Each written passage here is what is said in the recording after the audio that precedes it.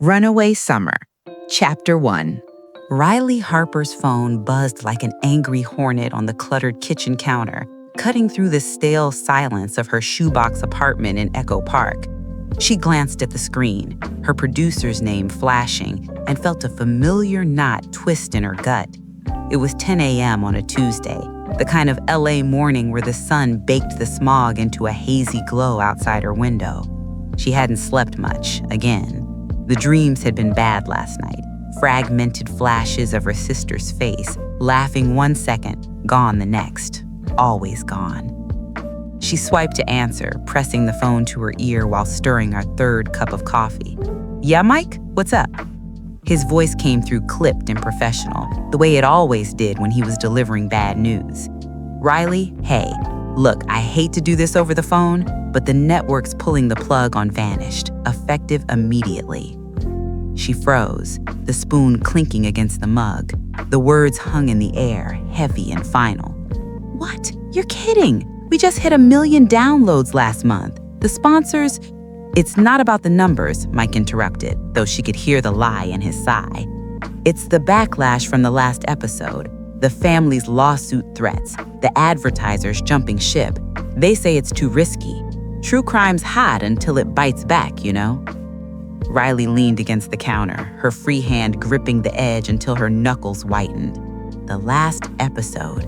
God, that one.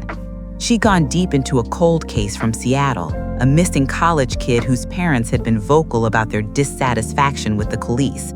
Riley had implied corruption, named names. It was her style, relentless, unapologetic.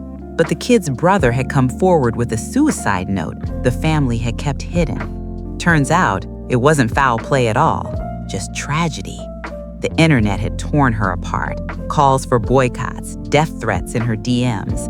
She'd issued a retraction, but the damage was done. "Too risky," she echoed, her voice flat. "That's code for we're cowards. Fine, whatever.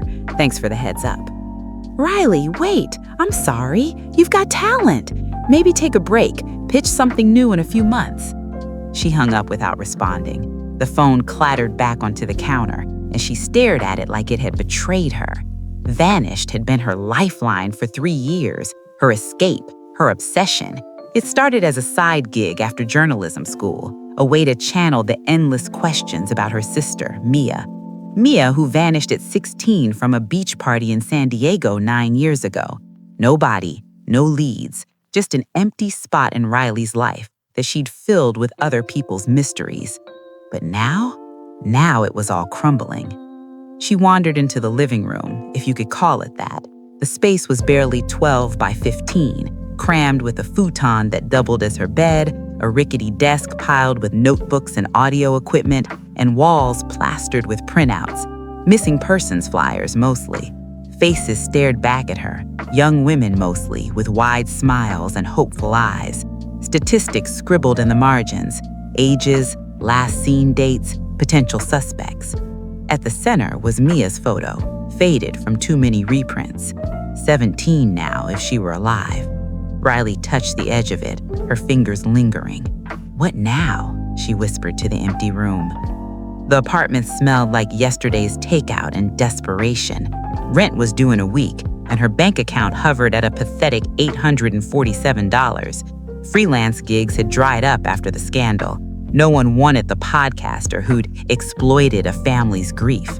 She could call Lena, her best friend from college, who was always offering her couch in San Francisco, but that felt like giving up. Riley Harper didn't give up. She dug in, she uncovered, she exposed. Her eyes drifted to a cluster of flyers in the corner, one she'd pinned up months ago during a late-night research binge. Emily Voss, 17, from Willow Creek, Montana, disappeared after a high school party.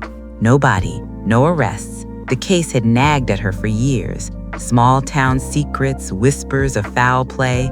The official story was a runaway, but Riley didn't buy it. There were inconsistencies. A witness who recanted, a necklace gone missing, rumors of a boyfriend no one could identify.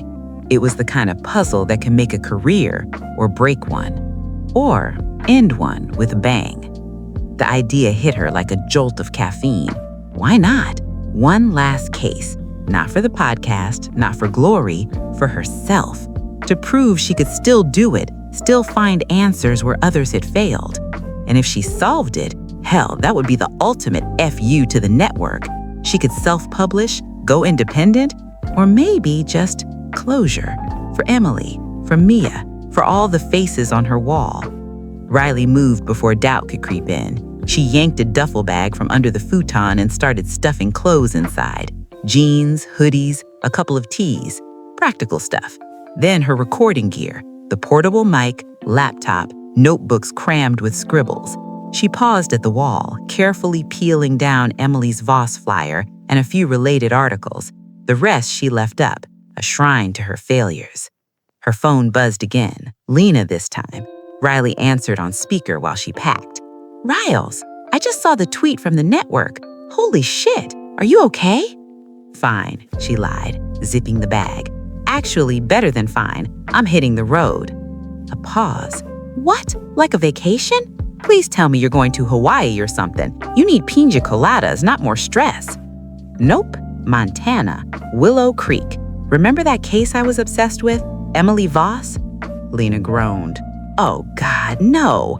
Riley, you're burnt out. The podcast just got axed. Take a break. Driving cross-country alone to poke around a cold case? That's not self-care. That's self-destruction." Riley smirked, though Lena couldn't see it. Self-care is for influencers. This is purpose. Besides, what's the worst that could happen? I get eaten by a bear? Or sued again, or worse.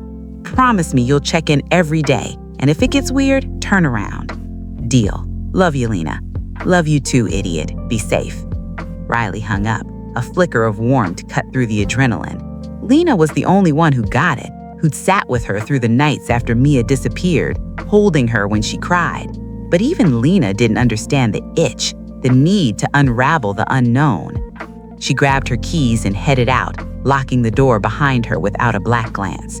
The Jeep waited in the parking lot, a rusty '98 Wrangler she'd bought off Craigslist for $3,000 2 years ago.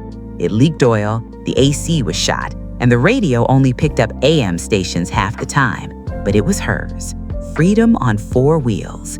She tossed the duffel in the back, along with a cooler of water and snacks, granola bars, beef jerky, a bag of apples that were already bruising. The engine grumbled to life and she peeled out onto the street, merging onto the 101 north towards the I-15. LA sprawled behind her in the rear view. Palm trees, billboards, the endless grind of traffic. She cranked the window down, letting the hot wind whip through her hair. It smelled like exhaust and possibility. As the city faded into suburbs, then into the barren stretch of the desert, Riley's mind raced ahead. Willow Creek was a dot on the map, population 2,500, nestled in the Rockies. She'd start with the basics: police reports, interviews with locals, the retired detective in Salt Lake City. Yeah, she'd detour there. And the party house where Emily was last seen? That was ground zero. But doubt nibbled at the edges. What if it was nothing? What if Emily just ran away like the cops said? Or worse, what if Riley stirred up old pain for no reason?